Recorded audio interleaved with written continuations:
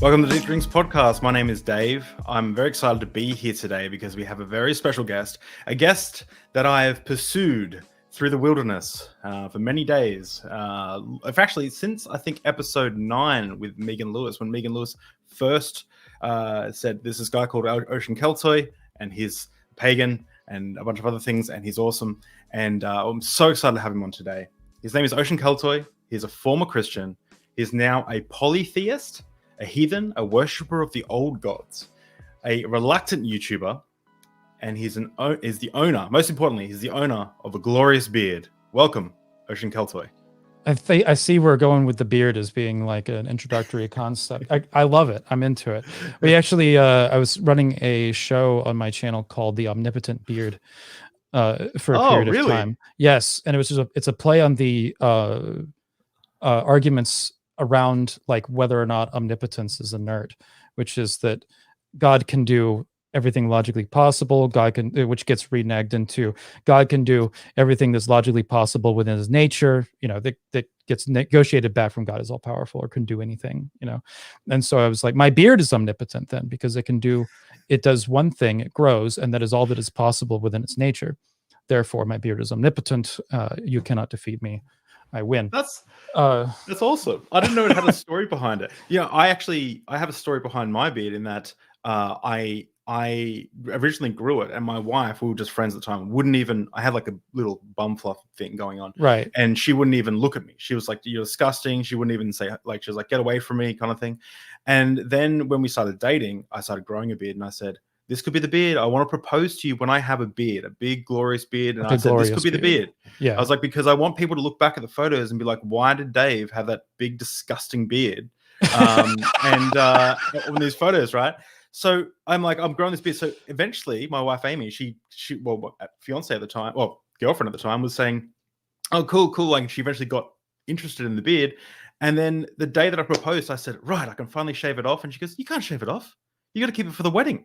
And then I made all my groomsmen grow beards. So then I had a whole bearded groomsmen. I got involved in this is perfect bearded clubs on the Sunshine Coast. Like I got really into beards, and she hasn't let me shave it since. So I've been married for it started as a joke, and now it's just part of me. And also started as a meme, and then it became the truth. Yes, this is my roommate has a story that's kind of like that with his related to the fact that he is a fan of Tom Cruise, right? And it's gotten to the point where he is no longer sure if it's a meme.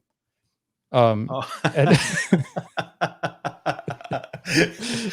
Like he's like it started as a joke that his like Tom Cruise is his favorite. We got a coffee book with Tom Cruise's face on it, or like coffee table book that's got it's like various pictures of Tom Cruise and everything like that. Now it's like, no, we actually really appreciate Tom Cruise as an actor now because we love all the Mission Impossible films and everything like that. And he doesn't know if it's a meme. I don't know if it's a meme anymore. That's amazing. There's a little Tom Cruise from Mission Impossible 4, I think, climbing up the side of our TV. That's so this is good. the thing. So anyway, so I have a question for you that I wanted to dive deep into, just to wet the tips. Is you say on your Twitch that you live in a dark cave that is also a library. So I got to ask, what's your favorite book? Oh Jesus, don't do that. So I don't know. They're everywhere. What I've been reading a lot lately, and that I read volume 9 of last night, and volume 8 the night before, has been the Berserk manga series. Okay. I don't know if this counts as what you're talking about, but I have become a big fan of Berserk. So yeah, it might. I'm not done with it yet, so I don't know if calling it my favorite would be like appropriate, but it's definitely my favorite right now. Is it like a manga? Yeah. And also I've been reading a lot of like 60s to 80s like pulp fiction kind of stuff. Like I recently have been grabbing like old volumes of Conan the Barbarian. I've been reading those, and they're really interesting stuff. That's not the end. I thought you'd have some like ancient leather-bound tome from the Well, I interesting. do have. Hold on. You want to get fancy? Here is my copy of the Poetic Edda. Whoa! It's a big leather-bound. Oh, look at that! Look at that kind book. of thing. I love a classic book. And it's got like, translations in Old Norse and English. It uses the Larrington translation done by Oxford. I have to ask, if you're into manga, have you ever read any Haruki Murakami?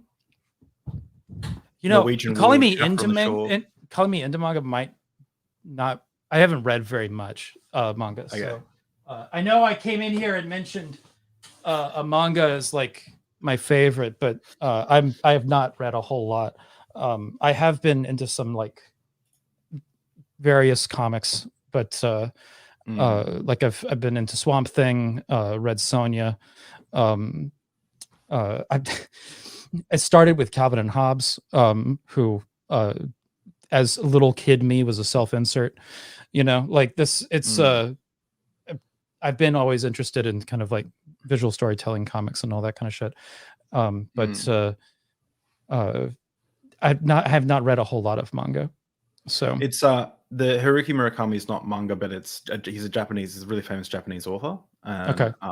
His books are really his novels are really profound, I think. Okay. They're dark. They're a bit like fly on the wall kind of thing. Bit perverted. It's good, but it's not for everyone. But it's good. It deals with magical realism and stuff. Anyway, we could talk about books all the time. It's just to piggyback on that. I have recently started like hunting down Junji Ito stuff, which goes back to manga, but like he does like a lot of like one-offs that are like horror themed and all of that. So a lot of like kind of like cosmic horror, mental horror concepts that are really cool, and he does them in a way that's like really visually interesting. So I've been hunting down some of those kind of things, because like between that and Berserk, I can't get enough.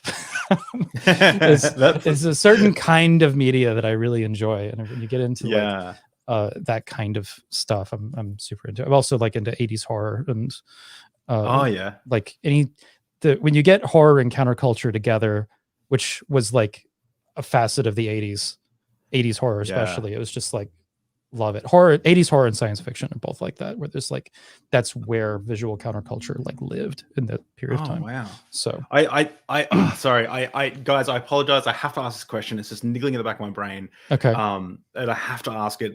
No one's gonna care. I care though. I saw that you were wearing a StarCraft t-shirt in one of your videos, and I'm like, do you play StarCraft? Correct. Yeah. Ooh, who do you play? I am a filthy, dirty Zerg. Oh, I hate you. Yeah. And I'll rush you with drones, motherfucker. Like that's I'm that guy. I'm Protoss, baby. Oh yeah, fuck you. Actually, you know what?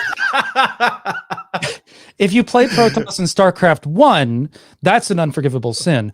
Protoss in StarCraft 2, you're on hard mode, man. Like you're setting yourself up for failure. Yeah. Honestly, Protoss is rough. Yeah, dude. It's very rough. I'm not very good at the game, but I'll be down to try and crush his Zerglings one time. I'm garbage at that game, honestly. I was straight up with you. Great. Well, I love like watching tournaments and stuff like that and playing like a little bit, but I am in no way like anything close to what a ranked player might be. Oh no, there are people that are way too good at that. Yeah, I know. It's ridiculous. So let's jump into it before my whole audience leaves. And you're also streaming on your end on Twitch. How many? I am. I'm on Twitch/Ocean Kelto. I've got 82 viewers right now. Oh wow, that's really cool. Yeah. For your audience that might not know, this is Deep Drinks. I have conversations with guests over a drink of their choice. Today we're drinking water, which is surprising. I thought for a polytheist Norse heathen, we'd be drinking like I don't know, mead out of a skull or something. But that's on Fridays. You caught me on a Tuesday, so yeah, okay, that's fair enough. I've told the story a million times. It's funny because I had Michael Jones on a few times, and we drink whiskey. He drinks straight Scotch. And then I have a Satanist who wants to come on, and he's like, we're going to have tea and poppy seed pumpkin scones. And I'm like, okay, so the Satanist is poppy scones and tea, and the Christian apologist is straight whiskey. I'm like, okay, this is a weird show. Anyway, so the first question I kind of want to ask you though is, so let's give everyone a bit of a taste of kind of where you came from. You started as a Christian and you moved to polytheism, which is not something you kind of ever hear, at least in the circles.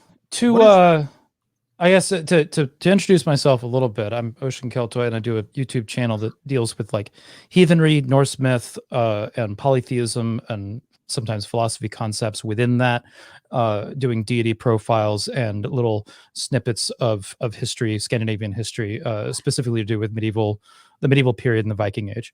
So, but as far as like my spiritual journey and how I fucking got there, I started off as a Baptist, like as a wee thing, and then we wound up the Baptists.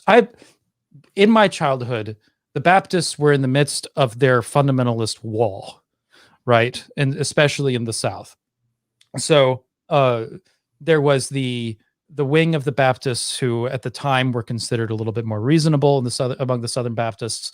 And then there were what that group considered the crazy fundamentalists that were slowly taking over the church. And the congregation was of the church I was a part of was slowly turning more and more into that. So we wound up switching churches. Turns out that church that we wound up switching to was even more conservative than the last one. And things got just absolutely crazy. So we left that church, became very uprooted, and joined the Episcopalian Church, which was night and day for me as a little kid, right? And I was, at this point, I'm like 14, 15 or something like that. But I go from like knowing nothing but Baptist to Episcopalian, where like, you know, they have a gay bishop. There's the one of the priests at the church was a woman. These are things that just was not for me as a Baptist, right? So just quickly, when you say Baptist, because I'm in Australia, is Baptist, oh Jesus, okay, we're gonna have to explain some cliche. Yeah, is that I kind of know what that means, but is it like they wear, you know, they'll wear like button down tops and a tie, and they'll preach about hellfire, and they hate the gays and things like that? Is that? Yeah, it was. The Southern Baptists are part of an evangelicalist movement, kind of. So you get it's within that genre of Christianity that usually comes from. Mine wasn't as extreme as others that I've heard about, where the pastor is constantly screaming about homosexuality or whatever. Like that like wasn't. That's not an experience that I remember. I remember a conservative interpretation of the Bible, but I do not remember that. Yeah. So, and that's because of the Baptist image that I grew up with was on the more like not fundamentalist Baptists when I was growing up. So when I started experiencing that more fundamentalist side, it confused me. I was like, why are you so overbearing? And then moved to Episcopalians, where like they're doing the robes, they're doing the wine, they have completely different attitudes on social conventions. So culture shock, like from going down the street. But like Baptists were very like conservative and such in that background. Is Greg Locke like like an extreme version of a Baptist?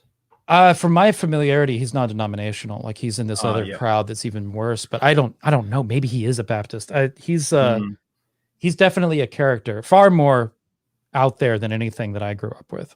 Yeah. Because like I remember the pastor that I went, you know, was at the church when I was like a kid, before the fundamentalists were taking over, because he got chased out by the fundamentalist crowd when I was like younger.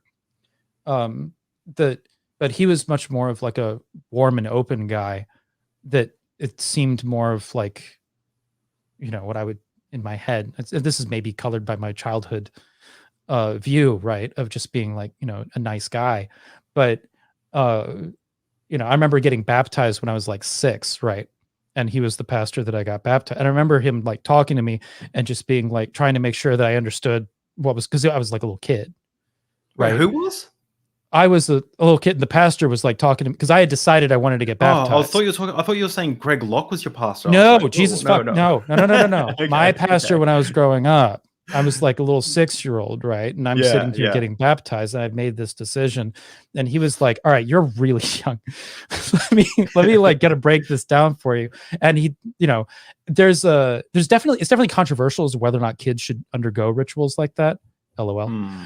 But like it's I do appreciate that like this was in the 90s, the effort that this guy kind of like went through in a time in which most pastors probably would have been like, all right, let's dunk you, kind of thing. Hmm. There was definitely like more of a conversation that was going on there, and it was and care. Yeah. So but that got uprooted, and then then there was like I had this experience with Baptist fundamentalism, and that the church that I knew as a kid kind of disappeared, and one that I probably wouldn't go to now as the person that I am now. Hmm.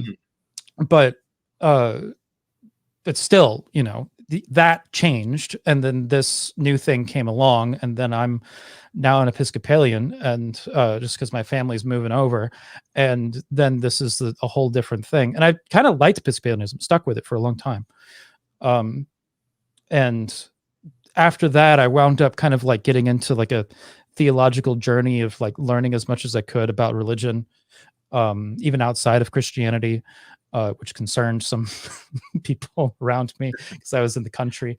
So, and then, I wound up with kind of by college, I wound up as a Celtic Christian, because I wound up traveling to Scotland and Ireland and learning more about this aspect of a version of Christianity that was far more like nature connected. I liked that. I was gravitating towards that. I have like a little environmentalist brain, because I should never have been allowed to watch Fern Gully as a kid, but I did. So I don't even remember that. I remember the name, but I don't remember. So we went to Scotland, and on our world trip, I think it was part of my deconstruction. So for your audience, I used to be a Pentecostal youth pastor. I'm now an agnostic atheist, but oh wow, that's so that's a journey. Tongues and everything. Yeah. Yeah. But when we went to Scotland, a big thing was we went to the places where they burned the witches, and there's a memorial for them, and people lay out flowers for them and stuff.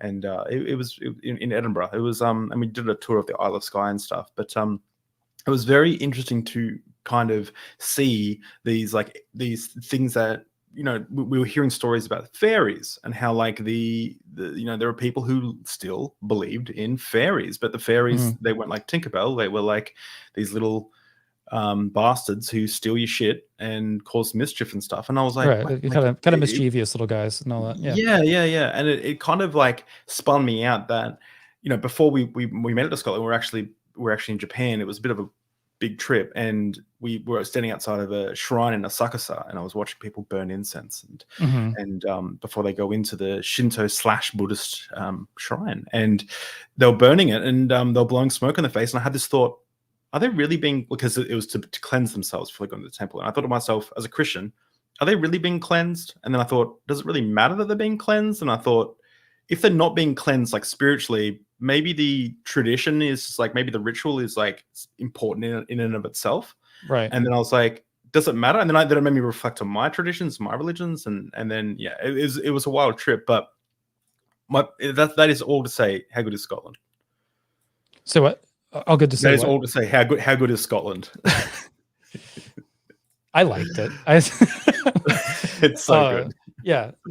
Scotland. My experience in Scotland was interesting. I wound up kind of traveling around to a number of like, I am trying to recall, because there's a trip to Ireland and a trip to Scotland, and they blur for me a little bit. But I remember being in Scotland and stopping by Castlereagh, and also stopping by Iona, and those two locations had like a really big effect on me. Castlereagh has this stone circle that was like they surmise it was a trading point. It's like imagine Stonehenge, but not as big stones, and no like horizontal stones, only vertical ones, and they're about like knee to waist high. And it seemed like it was like a big trading area where everybody would meet and there would be a declaration of truce. Even if everybody was at war, you would have festivals and people would be able to meet other people basically, and then everybody would be going back to their, after such event and trade was conducted, everybody be going back home. And kind of some of the aspects of this and the spirituality connected to it kind of like drew me in as a Celtic Christian at the time. And the Celtic Christianity was basically Christianity inspired by a lot of these things. And that transition point wound up kind of carrying me into paganism. But what attracted me to Celtic Christianity was the history of Pelagius, who was this sort of like heterodox monk of the time that did some things that didn't, he got in trouble with the church a lot, and particularly got in trouble with St. Augustine, who is a contemporary of his. So, but he was very much inspired by his local spirituality and because like as Christianity was spreading, it very much mingled with its local cultures and absorbed them. So Pelagius is just like a effect of that happening in the British Isles. So, or the Hiberno British Isles, depending on where Pelagius was. So I think your Pelagius video is what really interested me in having a conversation with you, because I knew nothing about any of this, and I like the way I've linked it in the chat for anyone that it is a fantastic video. And I've also put in the reading recommendations for Deep Drinks. There's a link in all the chat, all the episodes. There's is the book that you recommend inside of there. It's called is it Listening for the Heartbeat of God? Listening for the Heartbeat of God. Yeah. So Newell, I believe, is the name of the author. Yeah. Maybe I'll take your word for it. I'm going from memory, but Listening for the Heartbeat of God is the title. It breaks down Pelagius and a few other early church fathers that are from the Isles north of the continent. So did you have I'm going to pull the Ray Comfort question. Did you have a relationship with Christ? Like, did you feel like you had a relationship with God? And then how did that? I bet you did too. I did. Yeah, no, definitely. Exactly. Did. It was very real. So how did that, and I assume now, do you feel like this is what's really interesting is I don't even know if this is something valid in the belief in polytheism, but do you feel like you have a relationship with the gods now, or is it more about ritual or more about practice? Like how has that idea of the divine changed? I guess? Yeah, the way that kind of breaks down is there is a relationship with the gods that is forged out of a gift exchange of reciprocity, that you're making offerings to the gods and then the gods give gifts back, and there can be kind of like a relationship that's similar to what Christians describe. I think it's a little bit different, just the dynamic is a little bit different. But whereas like with Christianity, there's such a focus on submission and that kind of shit. With some people like overcorrect for that when they get out of Christianity and they're like, we stand as equals with the gods or something. Like, no, the gods are greater than you, but the relationship with them is not one of subservience and submission. It is one of a gift giving between two parties, basically. So I've brought up the example of a cat, that a cat purring is a gift from the cat, and then you are also giving gifts to the cat, and then the cat is giving gifts back to you. Sometimes you find a mouse or whatever. If you have an indoor cat, they get creative. Yeah. So sometimes you don't want those gifts too. Right. Yeah. Sometimes it's like, thank you. So, but in order to, like, if you know cats and you see a mouse on your porch, right, you go collect the mouse with the cat watching you, and then maybe you go throw it away afterwards, but you do collect it and show appreciation to the cat because the cat gave you a gift, right? And so, and cats have like, it's difficult to say how much they're understanding versus how, but they're definitely understanding a lot more than a lot of people give them credit for, I think. So, I think that doing those kind of things is good.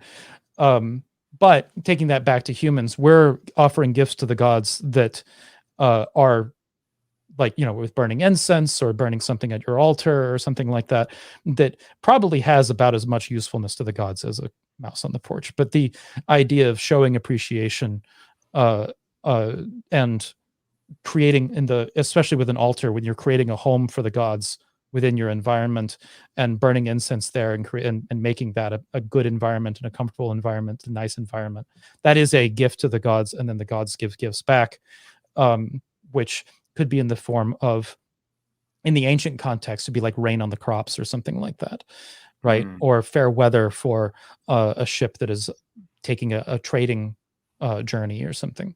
So if you're doing like a long road trip or something like that, and you make an offering to, say, Njorthr for safe journey and good weather while you're going, or if there is turbulent weather, that you can remain safe in that turbulent weather. So, you know, that's kind of like where, I don't know, I'm trying to paint something there. Does that answer your question? Is that it does. So something, doing my research for this interview and watching your channel, which, by the way, let me just quickly shout out your channel. If no one if no one's checked out your channel before, people need to go do it, because let me just look at this. Your channel is just filled with, first of all, your channel artwork is amazing. You obviously have a gift, but you've got so many videos. Finding shit, so yeah. you got so many awesome videos, and I've seen more than what's it's listed here. I have a bunch of different YouTube accounts. Yeah, the red line goes away after a while, but yeah. Oh, okay, cool. Yeah, I was gonna say. But yeah, you just got so many awesome videos. You just pumping out so much good content, and your intro is awesome. And definitely check out the link that I linked before, which I can't actually click on it, but great channel, guys. Go check it out. But one of the things that, when I was doing research, was so I have to totally shift my idea of what, I guess, what religion, what belief looks like, because I come from a very kind of Abrahamic religion perspective, where it's like belief, at least with Christianity, was belief is the most important thing. Where I'm getting the vibe that with polytheism or paganism, it's more about the relationship, or I guess the way you interact with the gods is more about spending time with them through ritual, through things like how you're describing, like offerings and things like that. So is that right? Am I on the right? Like, how does it differ? I was talking with somebody. I almost said a friend, but this guy hates me. I was talking with somebody a little while ago. Is it Bosch? No. I've been involved in a few like Discord debate rooms and all that kind of shit. So like every once in a while, like an interesting conversation will come out of those. I was talking with somebody a little while who's trying to make a delineation between religions. Religion set A is philosophical religion, and religion set B is cultural religions or ethnic religions, right? And I was like, I think that's a bad dichotomy. Not only because it's not set up in a X and not X situation, but I don't think that the categories like work, because he was trying to say Christianity is a philosophical religion, and say any paganism would be a ethnic religion. I was like, yeah, there's some implications there when it comes to racism and shit that you probably shouldn't be highlighting there, bud. But the conversation went into a direction where I said, I think a better delineation, and this isn't a dichotomy, but a better delineation for two groups would be doxastic focused religion and praxis focused religions. So a doxastic focused religion would be very focused on belief, that belief is the thing that matters, and that it's the primary thing that the religion focuses on. So with Christianity, at least culturally, I'd argue scriptures don't necessarily hold up on this, but at least culturally within modern Christianity, believing in Christ is the thing that matters the most. With a lot of other religions, belief is there. It's like a component, right? It's not like it's not important, but it's not the important thing. The important thing winds up being related to practice. So a praxis-focused religion would be having more to do with what you do with these beliefs rather than merely having the beliefs. So as with Christianity, you get saved by believing in Christ, right? And I'd argue it's more than belief, it's submission. And in addition to that, when you're like handing your soul over basically, and all this other kind of shit. Picking up your cross daily and all Right. that stuff. Yeah. Engaging in the cannibalistic blood drinking aspect of it, or the whatever it is that you're doing. It's so Anyway. weird when you look at it from an outside perspective. It's so bizarre. I remember it's so funny. I remember we went to China and we went to Zhangjiajie, and we went to the top of a mountain. And they have these temples to Buddha, and they had this. We had footage of it. And had this. There was like this temple that had like a Buddha that takes care of your past, a Buddha that takes care of your present, a Buddha that takes care of your future, and then there was a female Buddha, the only female Buddha, the first or the only female Buddha that's like erected in a temple, and you couldn't take videos of her or anything, and all these temples. And I was showing some family members, and one of the family members, Christian, gets up angrily and goes to go get a drink of water and goes, "Who could believe this crap?" And I'm thinking and I'm sitting there like, oh, this is awkward, and I'm thinking like. Because I'm explaining the religious perspective, and I'm like, you kind of believe in like God that sacrificed himself himself to serve us a loophole, and you drink the blood of his, the flesh, and like from an outside perspective, all religions look silly. Like it can, I know people make fun of pagans and things like that, like worshiping Thor, and like oh, well, like just because of something Marvel. Yeah, something Marvel, right? Yeah, but it's like, but all religions look funny from the outside. It's only when you I think honestly that engage with it that you can. I might disagree with that, but I think that you could take any religion and frame it in a way that's funny.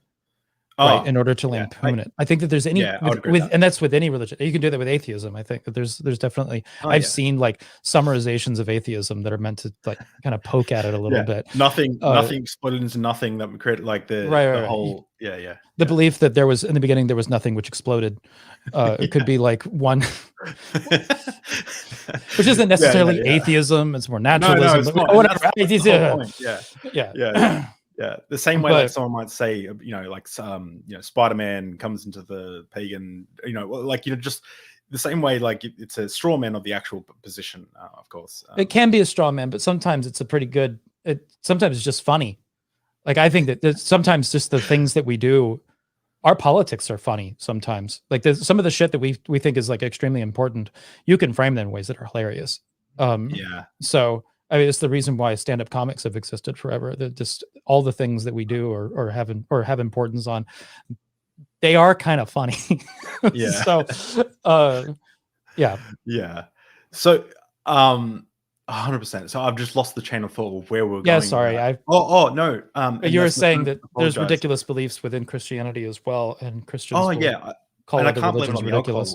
I can't blame it on alcohol this time, but Pelagius is someone who you mentioned who had this different perspective on belief versus becoming like Christ.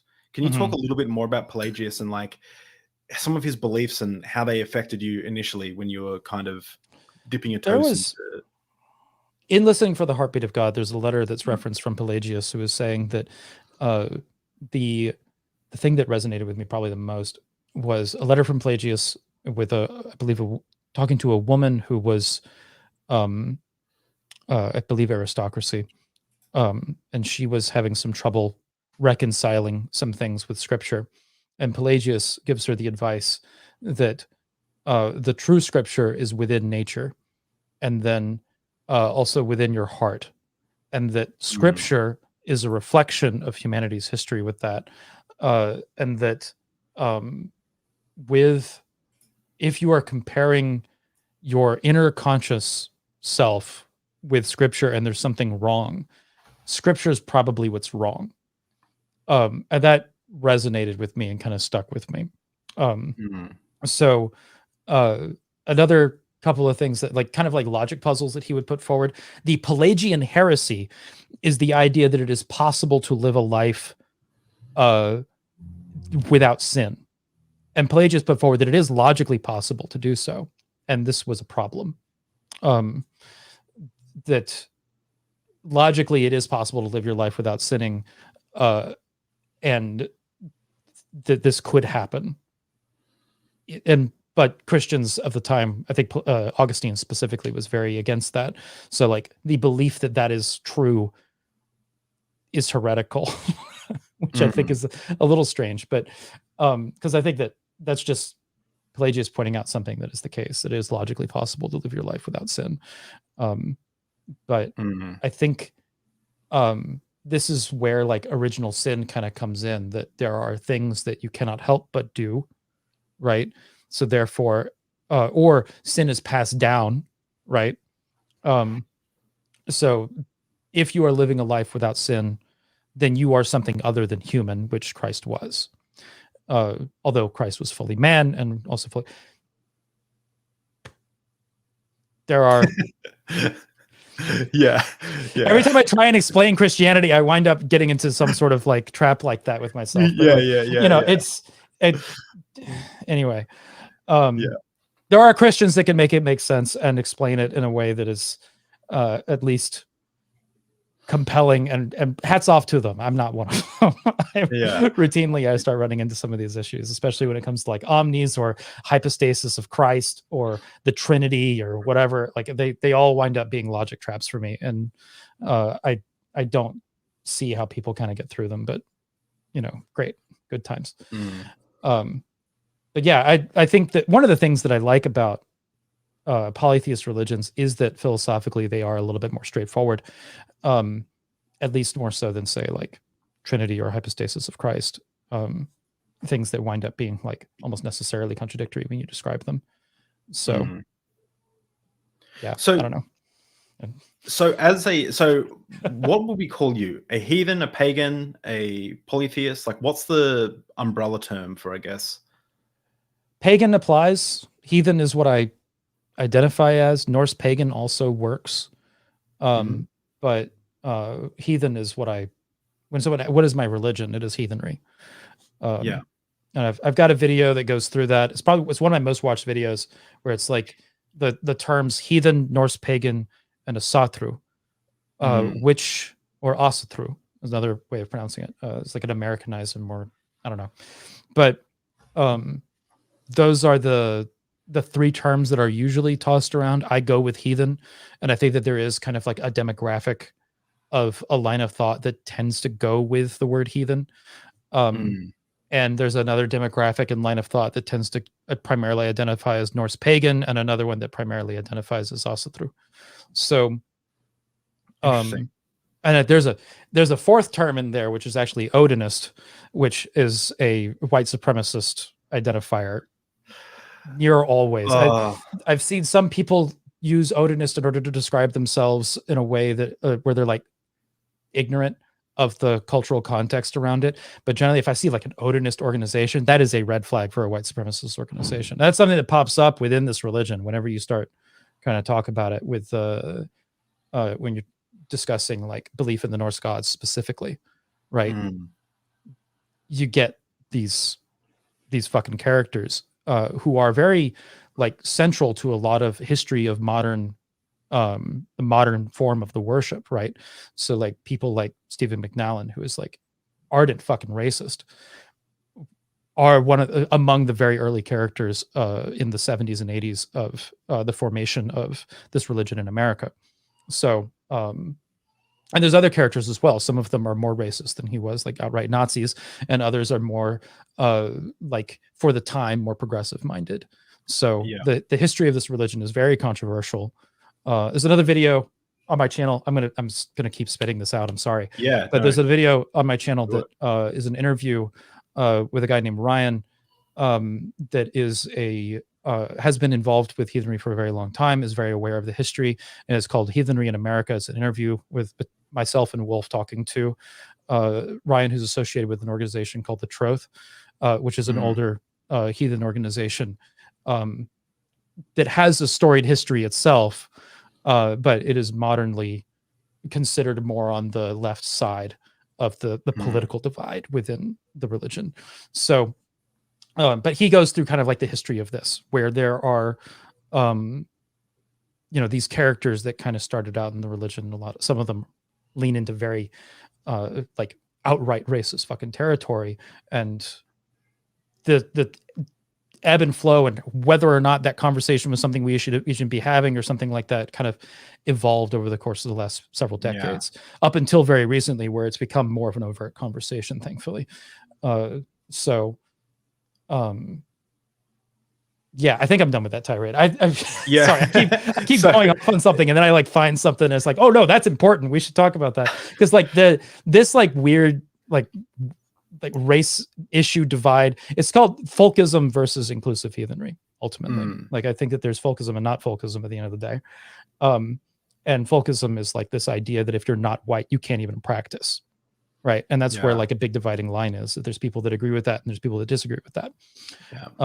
So is it possible to, I guess, be a pagan or engage in heathenry? I don't know if that's the right terminology. Sorry, but without, I guess, believing in the gods? Or is that like say if someone, I guess, this is the atheist, and there is a whole branch out there called atheopaganism. And they are varying degrees of annoying. There's oh god, I'm gonna get in trouble. So atheopaganism basically, there's and a lot of racist heathens actually fall under an atheopaganist belief, atheopagan belief, where that the gods are archetypes that are of the mind and a collective consciousness of humanity, and that we're engaging with that. And some like of the racist types will take this and then bring it into a belief, something along the lines of like race souls or some shit, right? So but there's this like atheistic sort of image of the gods will go in that direction. Sometimes like you get progressive, like more science-minded people or something like that. People that are like ardent naturalists, almost said nationalist, naturalists, ardent naturalists will have a kind of like atheopagan view, in which the gods are reflective of their attitudes towards like environmentalism or something similar to that, right? So there's like a mixture of concepts around that. Some atheopagans might be like a reflection of some atheist Vikings in history, in which they are more believers in the self and I think that there's a similar line to like modern Satanism that might show up in there, where the gods might be like symbols for something to strive to, but when it comes to the beliefs, I think one like early atheist in records put it that he believes not in the gods but in the sinews of his muscles, right? That he's depending on himself. It's very rooted within as far as what he believes in. So that he believes that the character in specific believes that the gods exist, but he doesn't depend on them himself. And this person is referenced as a kind of an atheist, even though he believes that the gods exist. So like whether or not he would be an atheist, like depends on like your view. But yeah, there's a number of ways in which modern atheists might be pagan or might be considered an atheist, depending on how they're approaching it. So, all right. Anyway, I take it that you're not an atheistic polytheist pagan. No, but so let me put on my fedora, let me tip it. Okay, let's do it. And go into atheist edgelord questions. But I guess, well, actually, it's not really. But I'm asking this in good faith. How do you decide but how do you become convinced of the existence of one god or gods and not others? Or do you believe, our mutual friend Chrissy said she kind of believes in all of them? Yeah, I would agree with Chrissy's position there. I'm a pluralist, like aggressively. So that seems very strange to me, but I'm happy to learn. So yeah. So I think that the major objection to that somebody would put forward is just to steel man an opponent sitting over here, not necessarily with the fedora, but we can put the fedora on them. Hold on. Tip. Yeah. Do you got a fedora? Oh, I need to get one. Just right here. Yeah. Yeah. It's a good fedora too. Anyway, I just have that right there. The major objection is usually, hey, there are contradicting specifics of myth, right? Like, let's take an obvious one that doesn't require like a lot of expository. There are pagan traditions in which one god creates the universe, right? And there are pagan traditions in which many gods create the universe. These are mutually exclusive beliefs. Both cannot be the case, right? So how does a polytheist look at one set of gods that are alleged to have been the creators, or a different particular deity that is alleged to be the creator, and say, yes, I acknowledge existence of that deity and I acknowledge existence of that deity at the same time? Wild, right? So how this kind of breaks down generally is that polytheists are not as like committed to the myths in that way, in the same way that, say, a Christian might be. So a Christian would disbelieve in Odin and his brothers for creating the universe, because that is something that is credited to their god. So they cannot, it's not something that is acceptable among Christians to believe. A polytheist, generally a modern polytheist, holds that the universe came from something. It may be the gods, it may not be. Myths say a variety of things. These are the things that my myths put forward. Whether or not that is the case is not something that matters beyond my ability to have fellowship with other people. So it may or may not be true that one god created the universe, no gods created the universe, or many gods created the universe. But we're not going to be able to have access to that information within our lifetime. So it's really not useful to be fighting over, ultimately. But humans seem to find a lot of time to fight over this thing. But until it's settled in some way, I don't really see a need to. And polytheists generally have this attitude that where, like, between Cometics, Hellenists, and heathens, right? This is be people that follow Greek gods, the Egyptian gods, or the Norse gods. It doesn't seem to be, or syncretisms between those traditions. It doesn't seem to be like a point of disagreement. We don't find ourselves arguing about it because we don't care as aggressively as some Christians do to the truth value of those aspects of our myths is not something that is like central to our personality in the same way that it seems to be with Christians. So what about, like, oh God, I'm going to put two fedoras on for this one, but Okay. how are we stacking them? Like, yeah, would you say, like, do you draw any line at all? Like, if I was to say, like, the flying spaghetti monster, which is clearly clearly a parody. Clearly a parody. Does the flying spaghetti monster exist, or is that something that you go, no, that's silly? I know there's one person in the audience who's going to be really happy that I'm going to mention this, but Discordianism is a lot of fun, and it is something that the adherents argue whether or not is a parody religion. So Discordianism is the veneration of Eris, the goddess of chaos, and there is which isn't the chaos that you were talking about earlier in DMs earlier, but that Eris, in worshiping Eris, it winds up being kind of like a veneration of absurdism, and the consequences that kind of come from that. Every Discordian is a pope of Discordianism. For example, one of the things that you do as a Discordian is that you go bowling, or not necessarily go bowling. You make plans to go bowling, and then do not deliver on those plans. That is a very Discordian act. And there's a holy text of the Discordians that contains, it's definitely somebody's celebration of their mind just wandering off and taking full advantage of their stamp collection. And there's a lot of like interesting wisdom within that text, such that like I would compare it along with, say, the Book of Proverbs or the Tao Te Ching as far as like the wisdom that it represents. But it's arguably a parody religion, and the deity within it is arguably a parody. And the adherents are in disagreement over whether or not that deity exists. If there are people that seriously worship the spaghetti monster is something I think that universally the adherents consider a parody. So I am willing to respect their belief that their God doesn't exist, right? With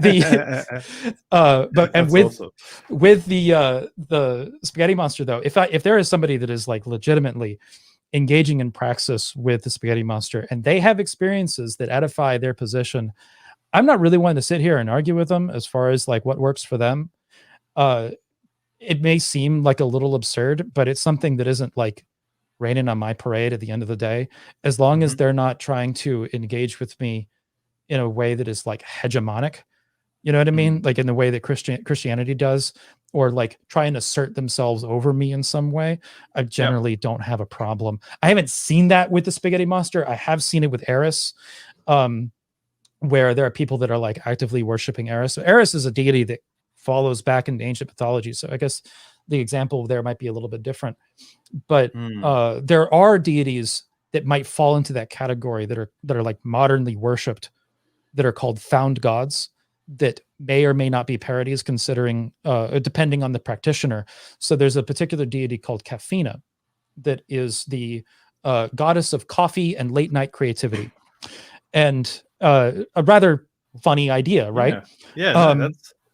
but adherents to her, they will brew coffee as the grinding of the holy bean uh, into the elixir of creativity that then becomes um, your fuel into your creative process, because caffeine is commonly associated with creative endeavors. So, and there are rituals to caffeina that involve like utilizing coffee beans and forms of divination, that I've seen a few of them that are honestly a lot of fun. There's like kind of like a coffee bean and then like this sort of board that has all these different like absurd uh symbols on them, and they all have different meanings and stuff like that, and you can kind of figure out everything from like a writing prompt to what you want to do today on the basis of them, to kind of like springboard ideas. So is that deity real? You know, it depends on kind of your perspective as a practitioner, because for some people caffeina is very real. I personally do incorporate caffeina into my personal practice, and for me I view her as a deity. But for some people that are, say, like more naturalist minded, caffeina might be something that is just a behavioral tool in order to capture other aspects of their lives and be a springboard for their own personal journey in whatever way. Like they may view her Mm. theistically or they may view her atheistically. And a lot of the gods are like that. There's people that view them in different ways. Personally, I favor the polytheist approach on that. And that would apply to Caffeina. And I'm sure that if somebody took the flying spaghetti monster and believed in them in a way that was similar to Caffeina and was serious about it, like Caffeina, I don't have very much objection to it, especially if it's like well Mm. thought out and has its own beauty to it, and I can appreciate it on that level.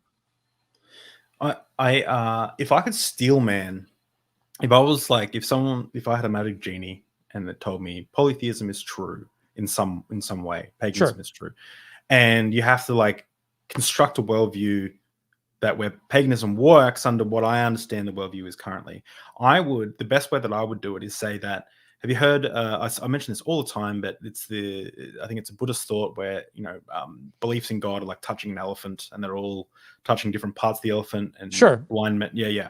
Yeah. So the way I would kind of look at it is say that we've got these stories about gods and creations and concepts and deities and cosmology, and they're all touching at something that we can't see, we can't Mhm. measure tangibly, people may experience it internally, they may feel a sense of relief when they do a ritual, they may experience things, and so therefore, like, maybe you relate to the Egyptian gods and you really get something from that, and so that's a way that you kind of interact with, I guess, the unknown, unseen thing. I won't say God, but this spirit realm, and these are kind of stories that help channel it for us mere mortals to kind of understand. So I've seen this. Do you think that works? I've seen this metaphor put forward as like a diamond, and you're looking at a diamond in different ways, Oh and yeah. that you kind of see through the diamond, and that different images kind of come out of that. But yeah, I think that like touching the elephant kind of makes sense as well. The thing that I have an objection to this, and also a embracing it harder perspective. Mhm. So the objection would be that often how this gets presented is what is called perennialism, which is the idea that uh, there is one truth and we are all reaching for that same truth and that all the different traditions are another way of viewing that truth, right? But within perennialism, the idea of that truth has content to it, that there is one God and that we're seeking a relationship with that one God. That's the part of it that I object to, right? Because obviously I'm a polytheist, I'm not a monotheist. I have objections to monotheism that are further than just, I don't like the idea of one God. So the way that I look at it a little bit more is that each tradition is a lens through which you are looking at your relationship with the divine, whatever the content of that is, right? I'm not going to assign necessarily what the truth is to that. I have arguments for why I think it's polytheism, but it may or may not be, right? But different traditions are different lenses on which we are looking at that. And those lenses can be helpful in going forward through our lives. And some people look at their world through a heathenry lens. Some people look at the world through a Roman polytheist lens, or a Christian lens, or a Muslim lens, or a Hindu lens, or combinations of these lenses, right? Some people have they'll take a scientific lens and then also a religious lens, and they're looking through both at the same time. And that's a way that they go through things. I have kind of like an attitude like that. And some people, there's a combination of things. And I think that sometimes when I get into this element of the discussion, solipsism might come up, or idealism, or transcendental idealism, some of these ideas that are putting a question mark on the relationship between your mind and what your mind is experiencing. But in order to kind of go through that, you have to have some kind of lens on engaging with what you're experiencing. And if you're engaging with spiritual experiences, a spiritual lens, at least something that has to do with your perspective on spirituality, will be employed on some level. And maybe that lens is an atheistic one in which you're explaining these experiences in this way. And maybe that lens is a polytheistic one in which you're explaining these experiences in this way, or a monotheistic one in which you're explaining these experiences as, oh no, they're demons, or, something along those lines, right? Like a lot of religions have different stories around the same content, right? Where there is engagement with spiritual experience, and then how you go forward with that. And atheism is one such tradition that views it in a certain way. Polytheism is a collection of traditions that views it in a different way. And monotheism is another collection of traditions that views it in a different way. So I don't know, I hope that explains kind of like, no, it does. I can kind of appreciate that. But what would you say to, and this is moving into like a naturalistic lens, a naturalistic perspective, but how would you answer someone who says, that's all great, Ocean, but it's unfalsifiable? How do we falsify anything of what you're saying? Because obviously that's assuming the gold standard is falsifiability, right? I just said sometimes these conversations, solipsism comes up. This is when it does, is this point. So and I've opted to kind of be like, because a lot of people hate solipsism conversations, I've tend to move towards idealism instead, in which, yes, there's an external world and what is being engaged with is external to you, but it's the content to it is more of mind rather than of physicality. And something that can get very headache inducing is saying, well, physicality in and of itself is also unfalsifiable at the end of the day. There's a lot of like kind of pretzels of justification that a lot of these ideas are built upon. And there are arguments in which you can kind of justify an idealist path or a physicalist path. But ultimately, when it comes right down to it, it's kind of, there's axioms and that there's preferences in those axioms, and there are sometimes arguments that might support them. So, to say that something is unfalsifiable, therefore I shouldn't believe it, means that I shouldn't believe in the external world because it's unfalsifiable.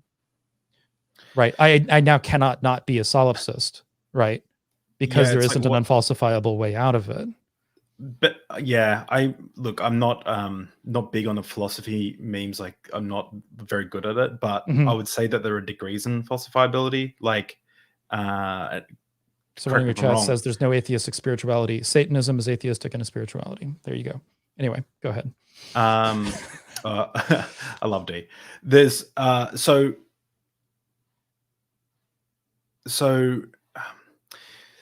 I'm losing my train of thought here, but the falsifiability thing obviously is looking at things through, because I've heard the same argument with what's that Adanta.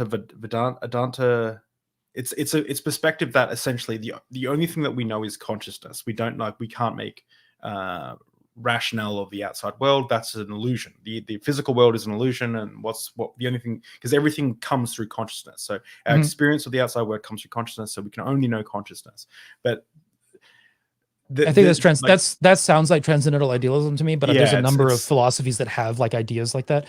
Transcendental idealism is there is the phenomena and the noumena. So the phenomena is the experience that is going on with the mind and the perception of the world that we have.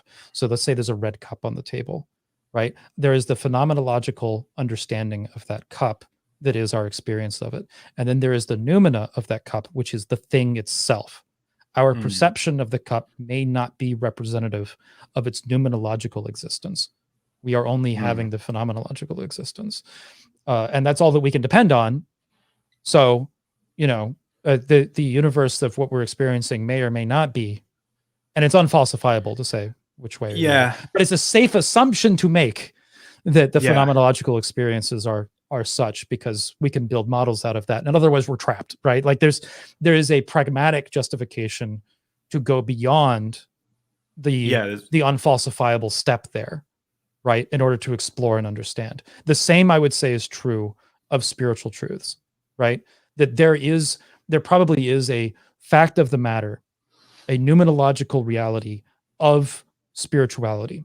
But what we have is our phenomenological experiences of spirituality. In order to explore spirituality, it is reasonable to make the assumption, assuming that you are doing so in a way that is not harmful, right? It becomes reasonable to make some of those assumptions in order to explore, right? And that's something that I think is very important. This is where we might disagree. Sure, let's hear it. So let me lay out my experiences for you, and I'll tell you where my brain went with it, and you can tell me where your brain might go with it if you had my experiences. So I had a transformative experience when I was a teenager, became a Christian. I looked down in a puddle of tears, felt hate lift off me. I felt like a new person, felt born again. Became very involved in the church, prayed for people, laid on hands, saw them fall over. I would speak. I had a laying hands experience as well. Yeah. Speaking in tongues, praying in tongues, prophecies, things like that, visions. I had a family member who went to another religious group, and they had experiences that were similar. And I thought to myself, those demons are getting clever. They're mimicking the same things that I experienced at church, but for a false religion. Right. Then so that was, I eventually left Christianity for various reasons. We won't go into that. But what were the things you were saying were an imitation?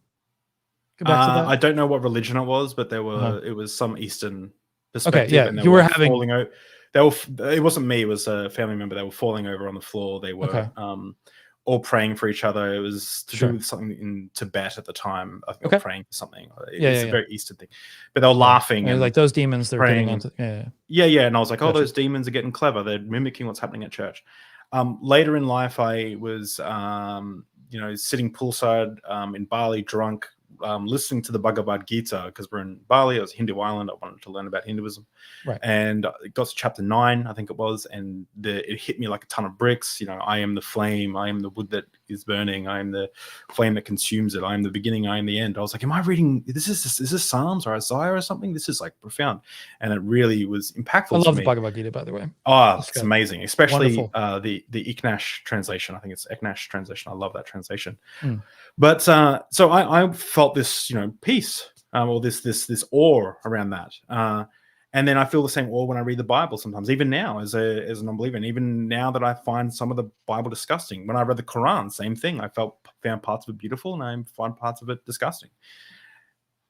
I look at all those things and I say, okay, I've had these experiences. Other people have had similar experiences for different religions.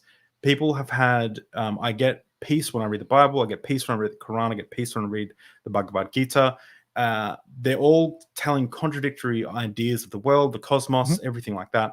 Therefore, there must be something else going on that, like, I'm experiencing these things, but where I'm directing, like, I don't attach a truth claim to that anymore. I go, I experience X, but I don't say, therefore, thing associated with X is true. I don't attach that truth claim anymore.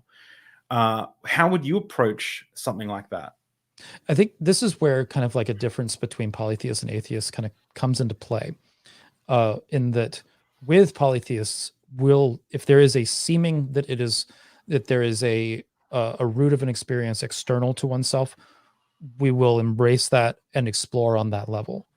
With a lot of atheists, what I think happens is that they wind up seeing this kind of thing and they go and they conclude, therefore, this is something that is happening internal to my mind or my brain, depending on the atheist, right? You get mind versus brain conversations, but that this is happening internally, and therefore I'm going to explore it on the basis of that level, right? And I think that either one of those winds up being like justifiable.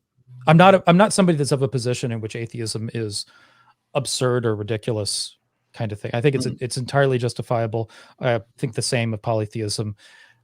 I put a big question mark on monotheism when it comes to that, because I think that it has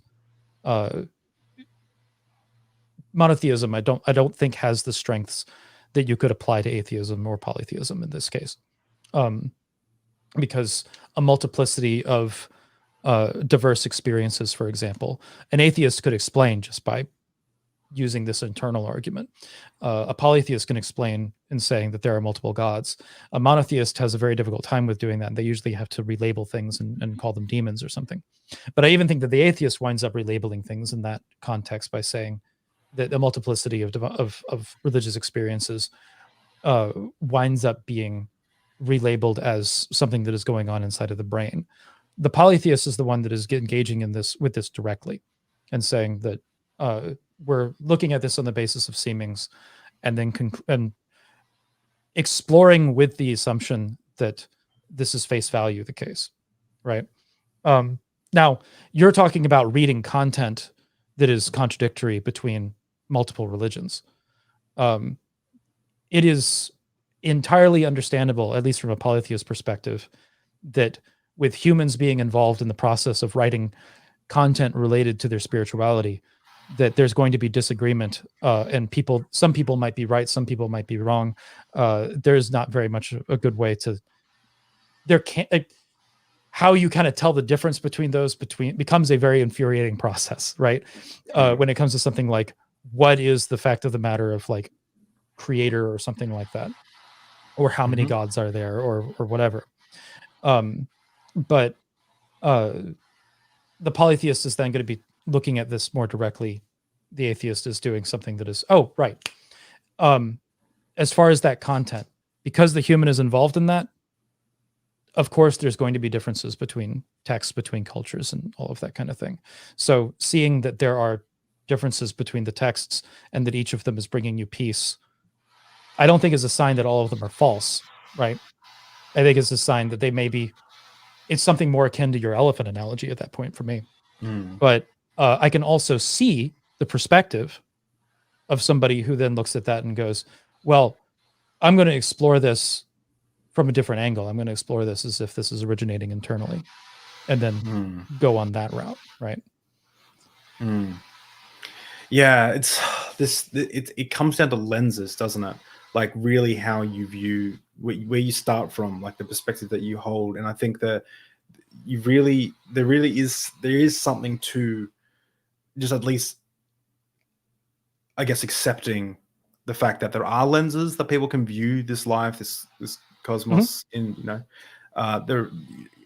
Yeah, I mean, we could go more and more into that, but we're running out of time. And I look, I've got a list of stuff. I knew when you sent me the list, I was like, there's not enough time to cover all. Okay. I was like, all right, we're probably gonna have to do 2 or something like that. But I guess if you're down, I'd totally be down to do that, because yeah. There's so this much. has been fun. Okay, cool. Because like to address something that's kind of coming up in your chat, that as far as like unified worldviews or something like that, there are people who are idealists who engage with science, and there are people who are physicalists who engage with science, and they do so using the same information, and they have completely different views about what the base material of things is. So the as far as like unified worldviews, I don't think that there is one. I think that there's like there's different starting points, there's different lenses in which how people are viewing the world, and the diversity of that at the end of the day is something that can be celebrated and viewed, approached in a way that is pluralistic and with tolerance, or it can be viewed in a way that is like doxastically strict, in which we're saying, no, there's only one acceptable way to do things, right?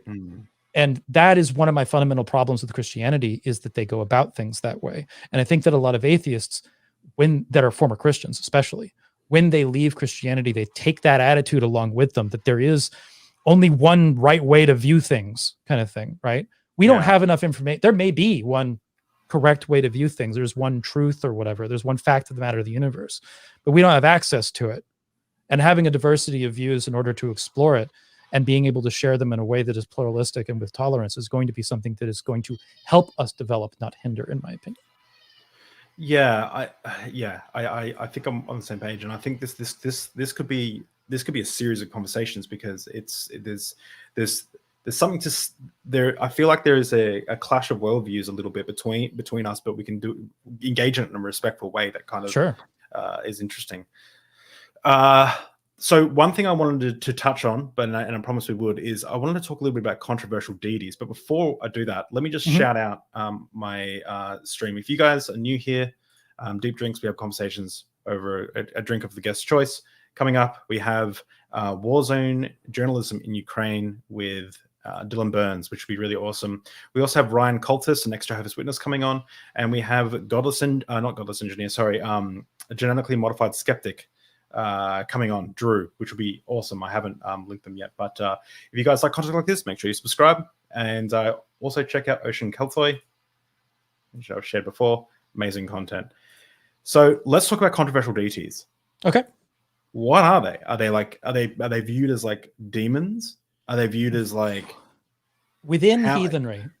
And this is going to get very like tradition specific. The tradition that I'm most familiar with is heathenry, right? We talked a lot about polytheism generally, but when it comes to like a lot of the content on my channel, there's some things that talk about polytheism generally, and a lot of it is about heathenry specifically, because that's the tradition that is relevant to my practice the most, and is the one that I focus on as far as like building educational content around.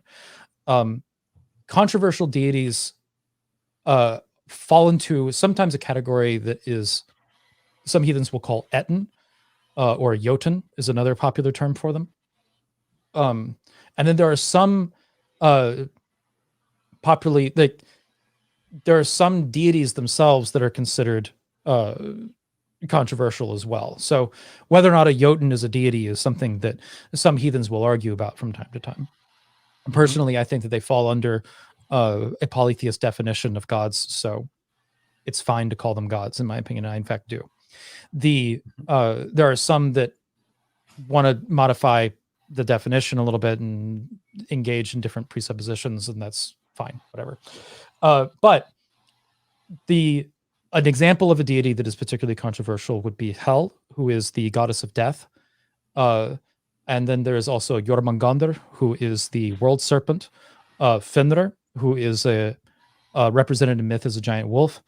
And there's also the father of all three of these, Loki, who is particularly controversial in modern heathen worship. The most controversial, I would say, among those is Loki. Although, depending on the community, you might get some people that get a bigger rise out of one of the other three.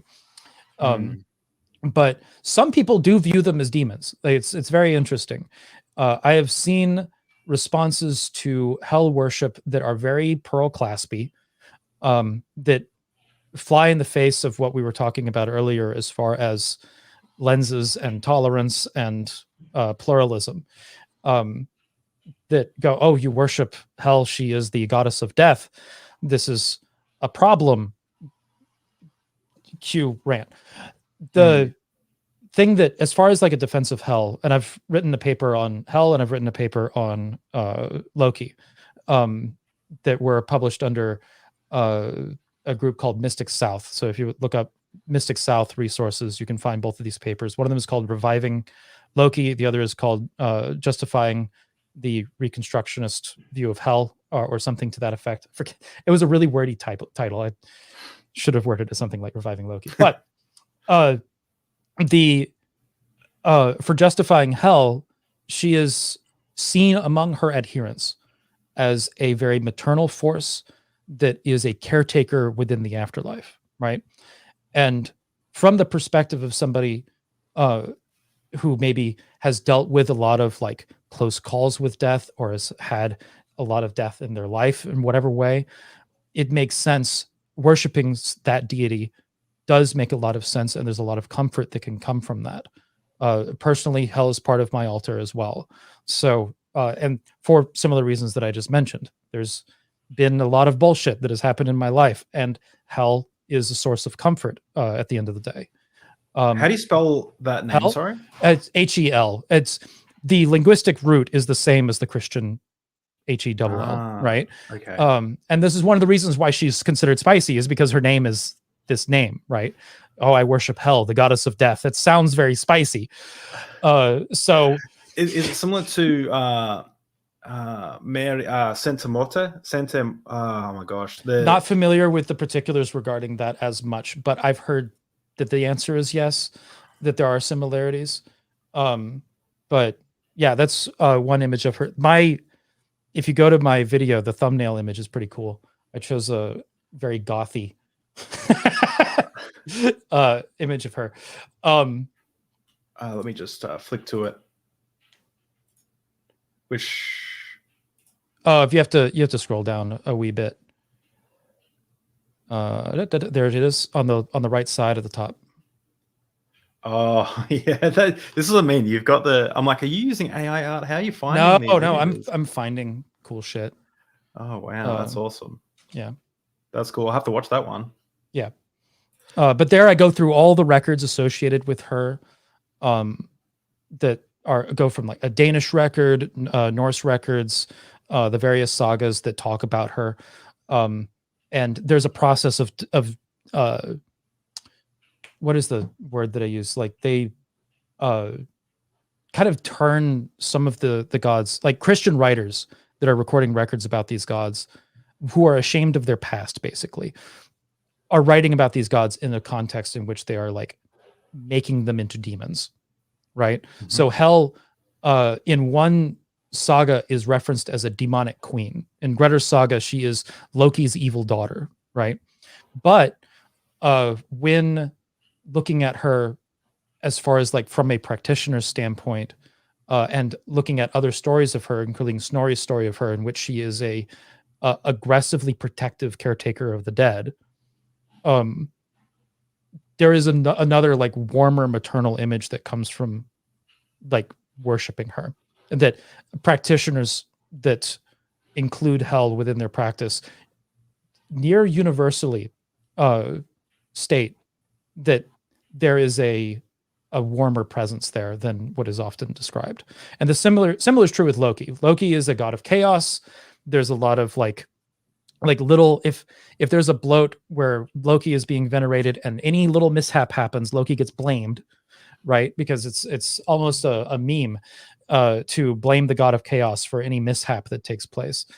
But when you're looking through the legends of Loki, and we would need a lot of time to kind of go through it, but Loki winds up actually being like a very honest deity who kind of lawyers his way out of things. Is like what he is saying as a promise is very literally the case. For example, if he makes a promise that here is the deal, you have to build this wall with the help of no other man. And the person says, well, can I bring my horse? Well, the horse is not a man. So I guess I have to advocate for this, right? Like, or when he then turns into a mare to distract the horse away, that wasn't part of the agreement wasn't that I couldn't distract the horse, right? I can still do this. I can fuck with you a little bit. And there's another point in which he wagers his head in order for dwarves to build greater gifts. And then when the dwarf comes to claim his head, he says, "You may have my head, but you may take no part of my neck." And at which point you can't cut off his head because it falls the neck. So the dwarf then decides to sew his mouth shut, which is interesting because Loki is known for his verbose words, and it's such a clever way with words that he has throughout these scripts. And Odin is missing an eye, and yet he has incredible sight. Heimdall is missing an ear, and yet he has incredible hearing. Loki's mouth is sewn shut, and yet he speaks with such charisma and care almost. So Yeah. The deity gets more controversial than I think they deserve almost in both of those cases. Interesting. So when you say, because you said hell was part of your altar, mm-hmm.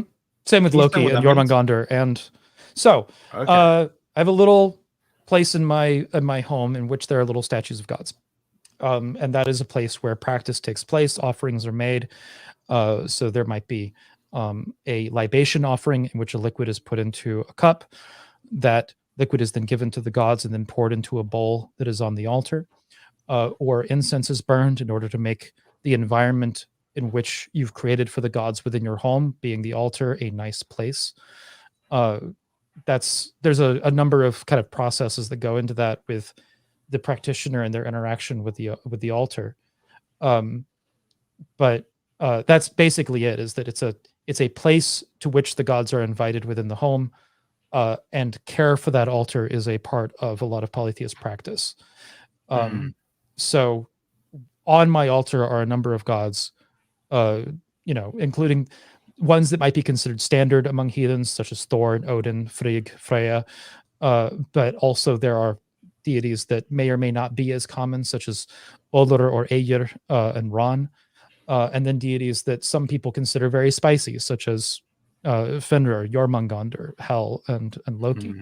So there's other deities that some people consider really spicy, like Surt and Logi, and some of these other ones that are all more heathens might consider demon-like or whatever. But I don't view them in that way as they do. I tend to have a view of like seeing what is considered like the darker being and looking them in more of a balanced way of what they represent and what it is a reversal of, and all of that. So yeah, it's even as someone who is a fedora tipping atheist, I still see benefit to ritual, even if I don't consider it true. Right. But I can see how engaging in a ritual every day, like we do this with everything. We clean, we may sweep the floors every day, or we may mop, or we may read, or we may do these little things that we do. I think are innate in what it means to be human. And I think that there's something to that. There's something to the ritual, and yeah, I find it fascinating. I'm fascinated by ritual. I'm fascinated by how people engage with religious iconography and make rituals out of them. It's something that I find absolutely fascinating. And we haven't even touched on almost anything that I like. There's so much more I could go into. I think we need to do a stream just on Loki, to be honest, because I feel like you've got so much you want to get out with Loki. But I don't have any videos yet dedicated to Loki. I've written this paper recently, but that is something that I'm working on now, where I decided I could go two ways with doing Loki videos. One, I can make some Loki videos and then make a bunch of other videos that I would need in order to support that video. Or I can do the videos that I think need to support the Loki video first. So I've done videos on Halthor, the deity that Loki hands the mistletoe to kill Balder.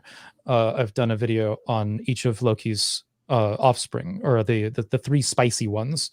They are more children of Loki, but the Hel, Fenrir, and Jormungandr all have a video on my channel. And someone mentioned in your chat, wouldn't Thor and Jormungandr fight if you put them on the altar? I addressed that within the Jormungandr video. So there's you'll have to watch it, but I also made a video on Balder very recently, that kind of changes some different views on Balder that have been out there. I have a what might be considered a heterodox view on Balder. A lot of people don't really know how to approach Balder. He is a god who is dead. Yes, but that actually has kind of content to it. It's actually very interesting. Let's dive into it. So now I feel like I've made the videos, and Vali and Vali, the two deities involved in taking revenge within that Balder myth. Now I've got a video that I'm working on that is going through all the myths of Loki and providing kind of like some context and my thoughts on each myth, which is a monster of a video, and I hate myself, but it's hard, it's really hard to put out good content. Like it's a lot of work. A lot of work, a lot of time. So I asked this to Chrissy, a mutual friend, who, when she came on, love Chrissy, by the way. Yeah. Like it annoys me how much she knows. Like she just knows a lot. Yeah. We had a good conversation. We disagree. Like Chrissy's one of these people. When I first met Chrissy, it was years ago. Chrissy was somebody, when I bumped into her, just knew way more about the intricacies of Platonism than I could even try to approach. And as well as like aspects of Roman and Greek history and how those kind of like intertwine with each other and how they're related to the Levant as well. I'm wildly impressed with Chrissy. So, and that was years ago. And yeah, Chrissy's great people. So yeah, the stuff she's like, I watched a couple of episodes on Myth Vision, and it's recently, and it's really good. But I brought it on because we disagreed on didn't have anything to do with religion. It was to do with platforming. People. So it actually started because Chrissy called me out. Yeah, Chrissy called me out for having someone on. We kind of disagreed on, because long story, but we had a big back and forth, and I said on Twitter, and I said, can we just jump on a call? We jumped on a call, and by the end of the call, I was like, okay, like we still disagree, but there's a good conversation to have here. And we ended up having a conversation, and we ended up being I think you wound up moving on that issue, right? As I recall, or how you approached that. Right? Yeah. So initially, Deep Drinks was about like good faith conversations about kind of anything. So I would do essentially what what's his name, Louis Theroux does. Like he'd go talk to the Westboro Baptist Church or white supremacists, and so the concept was similar to that. And I'll bring anyone on, and I'll try and give a best faith interpretation to their worldview.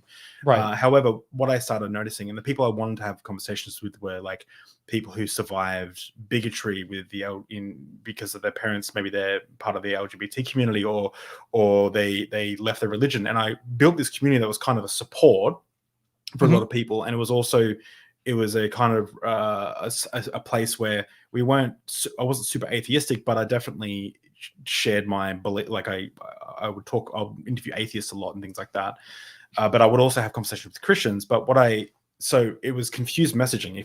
If this was like controversial drinks or whatever, fine. I think but I think there was confused marketing there in regards to like, it looks like I'm having someone on because I want to be buddies with them. And I think doing interviews with people that are like particularly spicy, especially depending on the beliefs, when you get into some really, some wild territory, it requires a lot of preparation to be able to push back on them and recognize the little things that they do. That was something that I realized when I was back in like the days when the alt-right was more popular than it is now. They were the glory years. So when you see like, I'd love watching. I loved watching Destiny just like wipe the floor with these dudes. Who I know what you're talking about now. There's definitely like some blood sport periods of time around when that was going on.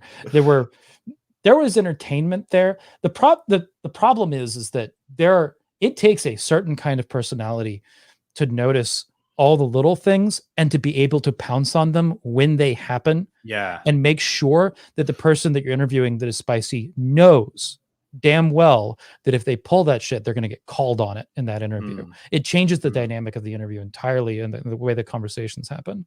So, it takes a practice and a certain kind of person. I don't know.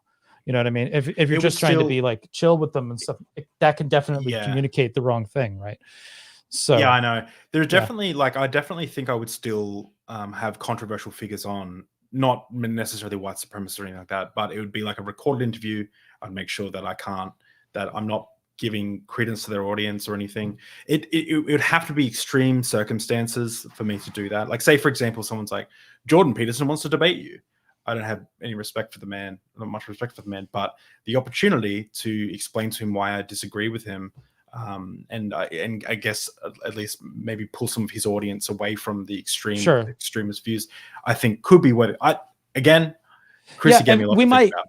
We might have some disagreement on that, but like that would require almost another hour of conversation and like how to approach that, because that can get, because like there's a backfire effect that can happen from that very easily if you don't manage yourself correctly. Like, say that you get into a debate with Jordan Peterson, right? And you realize after that conversation that there is no way to look at that debate other than that guy just beat the shit out of you in that conversation, right? How do you upload that? Are you ready to do that, right? Like there's consequences to that whole thing. And if you trash it, what does that communicate as well to your audience, to your opponent, to you? That's it's honestly, it requires a lot of because I think that, and we're getting very meta now. We're talking about the conversation. Sure, we are. But the thing that we can come back to things, but let's go ahead. Go for it. I guess the problem that I had is, like, let's say, I think the thing that I brought up is we have like this, like, if I was having a conversation with a white supremacist 5 years ago, it would be less. It would be more responsible than I would be now, because it's more prevalent now. But like at the time, no one was a white supremacist. It was a joke. Like you weren't a white supremacist. Like they were mocked and laughed at. It was silly, like Ku Klux Klan and all that stuff, right? But then I would have like a Christian on, and I would say that some versions of Christianity are far more damaging to people like the LGBT community, to politics, than any white supremacist. So I was like, part of me was like, how do I have conversations with people when like maybe their worldview and their branch of philosophy, their worldview, their ideas are actually, they're more accepted and they might be more mild, but as a result, they're more they create like harsher effects for people I care about, LGBT community, women. So it's like to kind of piggyback off of that, and if you decide to avoid all of those things, right, then your interview show just becomes a hug box, and you don't want that. Right? Exactly. It's not as interesting. So it's there's definitely a lot to balance when going through all of that. So I said I'd give you the last word. I have responses to what you said, but I think I'm just gonna put them on. Let's leave another conversation, because I think that it's still important. That's why I had Chrissy on, because it was important. But anyway, that's all to say that this is the question I asked Chrissy, so I'm going to ask you as well. Go for it. As a polytheist. What is the most plausibly true religion that you don't believe in? Wait, say again? What is the most plausibly true religion that you don't believe in? That I don't believe in. This is going to be spicy. Okay. Let me think about this. Because as far as like religions that I don't believe in, I would just say that I disagree with the overarching message or something like that. I have a lot of appreciation for Islam. And something that struck me while watching Muslim debaters was when they were going after Christians on the Trinity, right? Now, I have a list of reasons that I disagree with Islam that are honestly very similar to some of the reasons that I have objections to Christianity. But, dear Lord, when I see Muslims and Christians debating, does the Muslim win damn near every time? So as a result, I've wound up having just like a lot of appreciation for Islam as a result of that. As far as like what religion would I be if not a pagan, probably would have wound up back in Episcopalianism after a while. I might have experimented with Islam. I don't know where it would have gone. But you know, the problem that I had with Christianity ultimately had to do with kind of I see kind of an absurdity with monotheism as an idea, right? So if the religion is monotheistic, I have all of these heavy objections to it, right? But there are some that deal with that with that well better than others. And from what I've seen of Islam, and I haven't done like huge deep dives into Islam, there's at least a lot of conversations in which they're grappling with those things. And Episcopalianism, I think, has is part of a philosophical tradition that at least addresses some of these problems.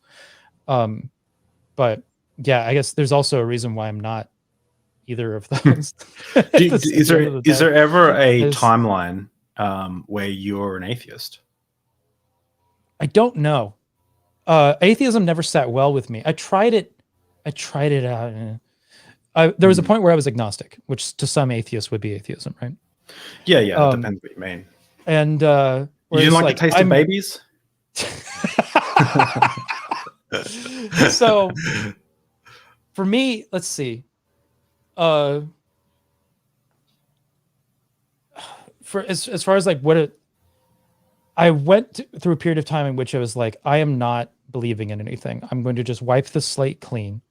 That is before I wound up becoming a polytheist. I'm going to wipe the slate clean, and I'm just going to be, right? Because I found there was a point in which like the agonizing that I was having over leaving Christianity, and the kind of like fear of hell that was kind of like associated with that was a huge weight. So I was like, all right, I'm just going to take all this shit. I'm going to put it in a box. I'm going to put it aside, and I'm not going to pay attention to it for a while. And I was just going to live that way for a period of time. And for some, that might be an atheist, right? That status did not last a very long time. I wound up kind of like getting more involved in spirituality on some level. I wound up exploring Taoism very seriously at that point. I'm still very influenced by Taoism as a result. And you can view Taoism atheistically. Some people do, some people don't. But if there's a timeline where I'm an atheist, it would be a very Taoist influenced atheist, I would think. Yeah, I don't know. Let me just run out this interview by complimenting you and saying what I really appreciate about you is that you're very open. You seem to, if I came to you with some ancient Egyptian text and gave it to you and you're like, oh, it's quite interesting, you'd open yourself up to it and you might take some wisdom from it, or it might make you ponder about things. And I appreciate that about yourself, and I wish that a lot more people were like that, atheists included. Because I think that's a very noble thing to do. So well done, Ocean. Appreciate it. Thank you. Well, I appreciate your openness in this conversation. This has been a very good faith kind of like exchange. I try to be. So I try to be. I've had some spicy experiences in interviews. Like you saw the Vosh conversation. That was fun. Yeah, that was my missed questions. I wanted to ask you about that, but because that was funny. Because actually, a lot of the time I agreed with, sadly, I agree with some of what Vosh was saying, right. But at the same time, I think that there's a little bit more nuance to the way he was approaching it. He was going on some like anti-religion arc. I think it was, which I went on an anti-apologetics arc of a few months ago. His community did not respond as well to that as I think he hoped that it would. He kind of laid off the topic after that conversation. Because like my point, the reason why I structured the argument in that conversation the way that I did was, or we can get into this later or something, but the reason why I structured that argument that way was I know Vosh appeals a lot to coalition building. And basically my position is that anti-theism and the way that he was expressing it, and I think that anti-theism in general kind of comes off this way. It is antithetical to coalition building. It does the opposite thing. It's not helpful to what you're trying to do. And just lay that argument out there. And I think that it was somewhat communicated, but the conversation wound up kind of like veering off a little bit in ways that I didn't expect. I prepared for that debate. I was not necessarily prepared for some of the paths that it took. But I am like comfortable with how that conversation went, and I'm comfortable with the effects that it had, as far as I could tell.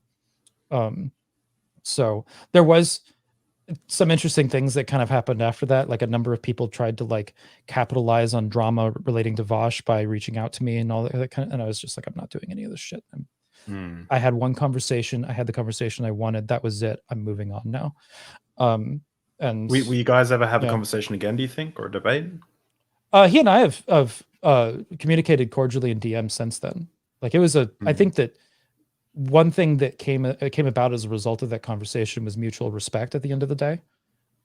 So that's an effect that happened, where I think that both of us regarded each other as good at the debate game, right? And that was something that, where we have communicated cordially since then. So will there be another conversation like that? I honestly doubt it. I don't like doing debates generally. I think that especially like kind of stage debates, they can get really toxic and almost for no fucking reason. But there is a game to it, and I understand the game. But yeah. As far as like another one with Vosh, I don't anticipate one. I don't foresee one from where we're sitting. Yeah. But that could always change. I don't know. Cool. Well, thank you so much, Ocean, for coming on. This has been a great chat. I've got so much more I want to talk to you about, but I've got to go off to work, and you've got to keep streaming. And but happy to have you on again. So thank you so much. We have one super chat, $5. Enjoyed the conversation. Thanks, guys. Thank you, Jason Rollins. I really appreciate it. And hello to all your audience over on Twitch. Make sure you comment and subscribe to Deep Drinks, and everyone on Deep Drinks, make sure you go subscribe to Ocean. I promise we're great channels. Anyway, with that said, thank you for coming on, and we'll talk another time. All right. Cool. And I'm going to keep streaming on my side, so I'll see you over there. And thank you very much, David, for hosting this. This is a wonderful conversation, and I appreciate you. Awesome. All right, Cheers. Good one. Bye. All right.